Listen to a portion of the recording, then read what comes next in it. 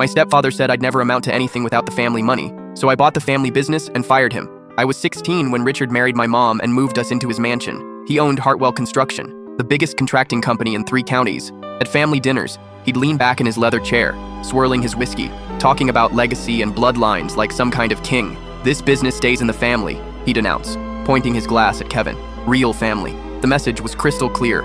I wasn't real family. My biological father had died when I was 8. Mom struggled for years before meeting Richard at her grief support group.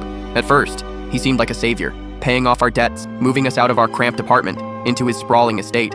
But the honeymoon phase ended quickly. When I graduated high school with a 4.2 GPA, Richard offered me a job in the warehouse, minimum wage, loading trucks at 5 a.m., while his biological son Kevin got the corner office, despite barely passing community college. "You should be grateful," Richard said when I asked about advancement opportunities. "Without our name, you're nothing. No connections, no money, no future. At least I'm giving you honest work." Kevin smirked from behind his desk, feet up, playing games on his computer. That night, I made a decision that would consume the next 12 years of my life. I enlisted in the Army Corps of Engineers the following Monday, spent 4 years learning construction from the ground up. While Kevin partied through college on daddy's dime, I was building bridges in Afghanistan, learning real leadership under pressure, used my GI Bill for civil engineering at State, graduated summa cum laude while working graveyard shifts at Morrison & Associates, Richard's biggest competitor. Richard laughed when he heard about my degree. "Playing in the dirt won't make you family, boy." By 25, I was running major projects for Morrison. By 30, I was partner, specializing in fixing the messes Hartwell Construction left behind. Every bid we won,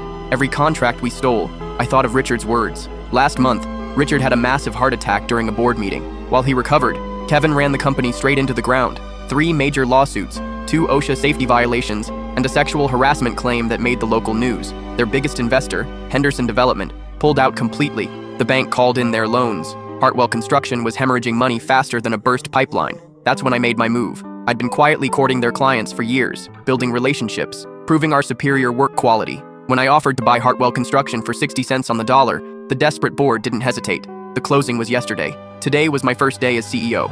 I walked through the front doors at exactly 8 a.m., past the lobby where my high school photo still wasn't displayed with the other family pictures. Just Richard, Kevin, and Richard's father, who'd started the company. Richard's assistant, Sarah, looked confused when she saw me in a 3-piece suit. "He's in his office," she said nervously, "but he's not expecting any appointments this early." "Oh, he's expecting me," I said, straightening my tie and checking my watch. "He just doesn't know it yet." I pushed open his office doors without knocking. Richard sat behind his massive oak desk, the same one where he'd signed my minimum wage paperwork 16 years ago. He looked up, annoyed and pale from his recent hospital stay.